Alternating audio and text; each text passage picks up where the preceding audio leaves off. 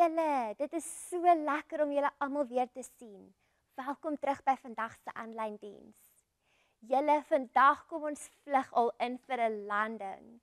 Ek kan nie glo hierdie kwartaal is amper verby nie. Dit was so lekker om hierdie reeks saam met julle te behandel. Julle, die van julle wat nou al op 'n lughawe was en wat dalk gevlieg het, julle sal weet dat dit is so opwindend om op 'n vliegtuig te ry. Dit is so lekker om by die lughawe aan te kom met jou kaartjie, om in die ry te gaan staan en wag om op die vliegtuig te klim. Dan wanneer jy op die vliegtuig kom om te gaan soek waar jou sitplekkie is, en as jy gelukkig is, sit jy langs die venster. Julle, en dan om te vlieg, daai opwinding wat jy voel, want jy weet jy gaan of na 'n nuwe plek toe wat jy dalk nog nooit gesien het nie. Jy's dalk op pad na vakansie toe, of dalk is jy net op pad huis toe van 'n lang vakansie af.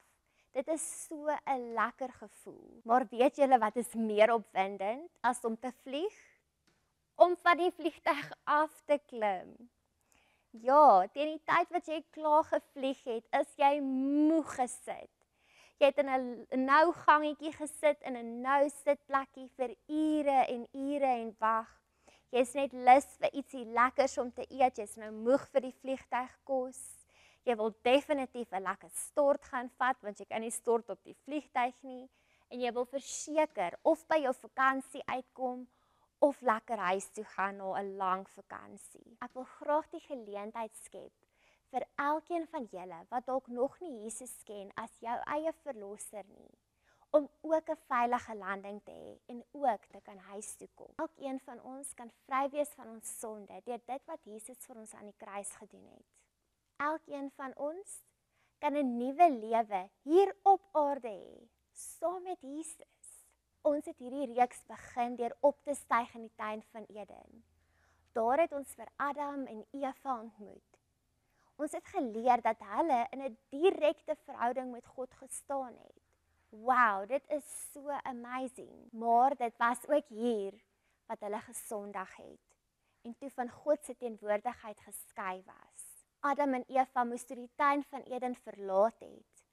Maar ons weet, en soos wat ons geleer het, was hulle van God se teenwoordigheid geskei, maar nooit ooit van sy liefde nie.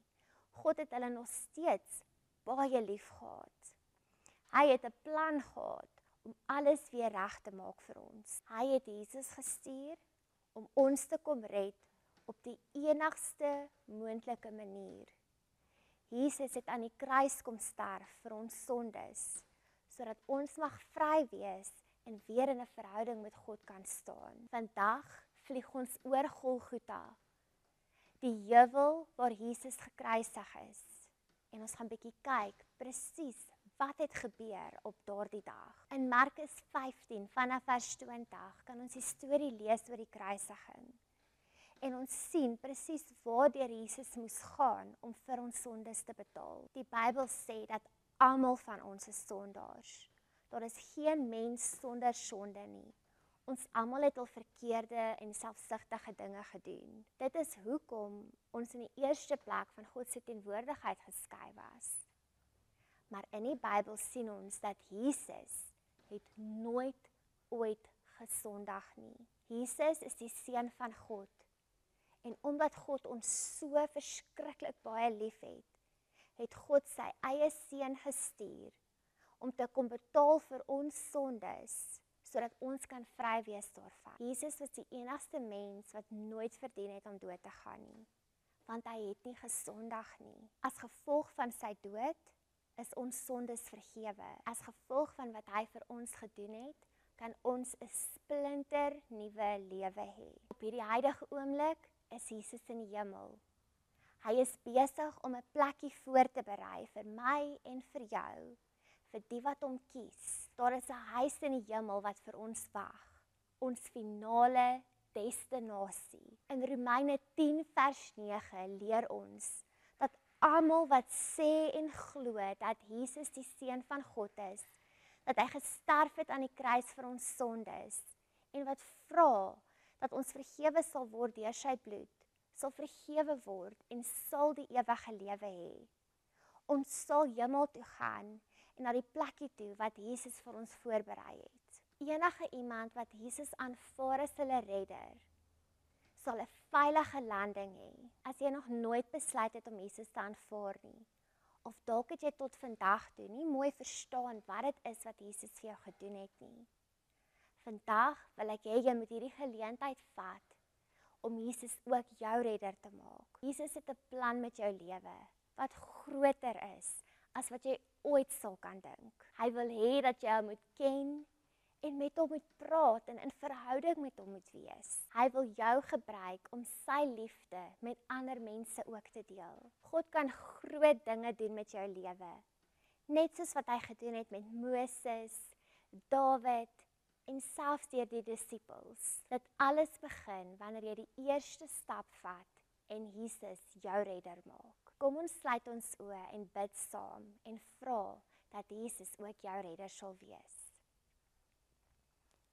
Jesus, vandag wil ek U die redder van my lewe maak. Dankie dat U vir my sonde aan die kruis gesterf het. Dankie dat U my kom vrymaak het en 'n duur prys betaal het, sodat ek die ewige lewe mag hê. Help my om te luister na U stem en gehoorsaam te wees aan U wil. Amen. Dankie dat julle hierdie kwartaal saam met ons gekuier het.